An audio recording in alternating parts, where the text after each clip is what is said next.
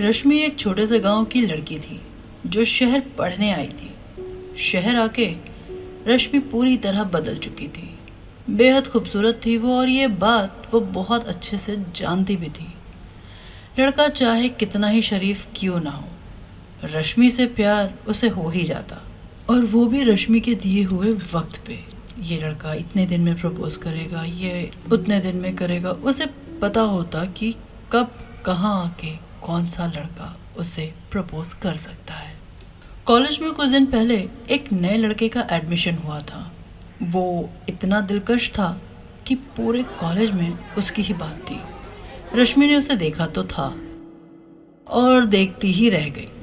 उसका ध्यान अपनी तरफ करने के लिए उसने बहुत कुछ किया, लेकिन ध्रुव ने कभी उसे नज़र उठा के नहीं देखा। वो कितनी ही पास से क्यों ना गुजर जाए या क्यों ना कितनी ही करीब खड़ी हो, वो उसे नहीं देखता। इस बात ने उसे बहुत चिड़चिड़ा बना दिया था, लेकिन उसकी शर्त लगाने की आदत वैसे की वैसी ही। लेकिन अब एक अजीब सी बात होती। रश्मि के बताए वक्त पर ऐसे जो प्रपोज नहीं करता, वो अब कॉलेज में कुछ दिन बाद नजर ना आता। पहले उतना किसी ने ध्यान नहीं दिया, लेकिन जब से रश्मि की खास दोस्त का भाई लापता हुआ, सबने रश्मि से कड़ियां जोड़ने लगी। अभी तक जितनी शर्त वो हारने लगी थी और फिर वही लड़के गायब हो जाते, सबका शक रश्मि पे होने लगा। रश्मि इन सब बातों से अनजान थी, क्योंकि वो आजकल ध्रुव के प्यार में गिरफ्तार थी। ध्रुव जो उसे देखता तक ना था, अब वो उससे प्यार के वादे करता है। वो इन सारी बातों से बिल्कुल अनजान थी। इतनी दीवानी हो गई थी कि उसे आसपास की खबर नहीं थी। उसके सारे दोस्त उससे कब दूर हो गए ये भी उसे एहसास ना हुआ। हुआ यूं कि एक दिन रश्मि ने अपनी एक सहेली को फ़ोन लगाया था कि ध्रुव ने रश्मि से अपने घर वालों को मिलाने की कहकर अपने घर ले आया था। रश्मि को और क्या चाहिए था। इतना खूबसूरत और रईस इंसान उसे अपना जीवन साथी बनाना चाहता है।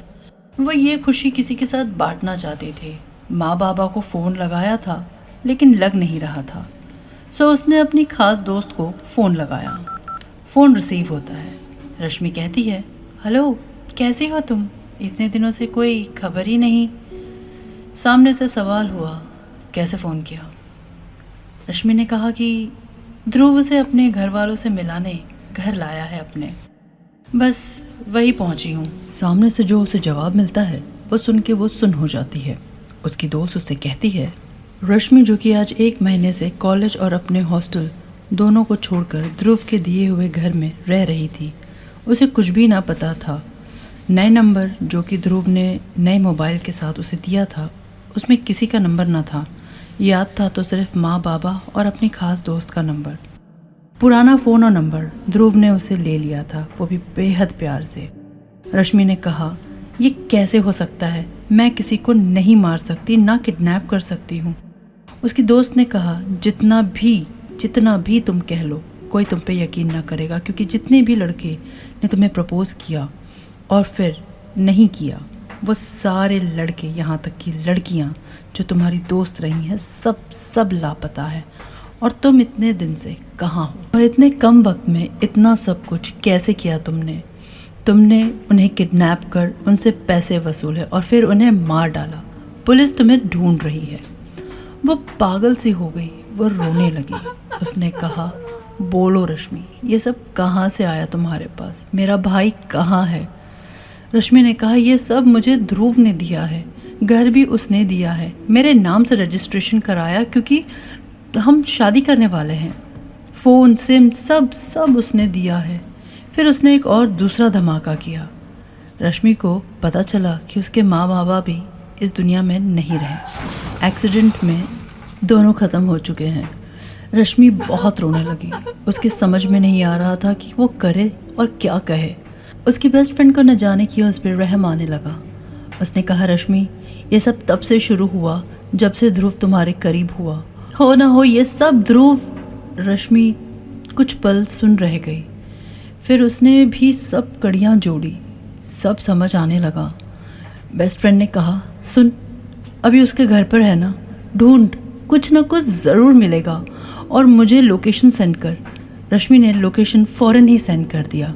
रश्मि ने बहुत ढूंढा पर उसे कुछ ना मिला। उसे लगा बेकार शक ही कर रही थी वो ध्रुव पे। तभी अचानक उसकी नज़र सामने रखे एक अजीब सी चीज़ पर पड़ती है। वो उसे जैसे ही छूती है एक बेसमेंट जैसा फ्लोर पर खुल जाता है। वो फ्लोरिंग में खुले हुए बेसमेंट की ओर चलने लगती है। वो जैसे जैसे नीचे उतरती है बेहद खौफ सा उसे महसूस होने लगता है। एक अजीब सी महक आने लगती है। मोबाइल के टॉर्च को वो जला के अंदर देखने की कोशिश करती है। जो वो देखती है उसे देख के उसकी चीख निकल जाती है।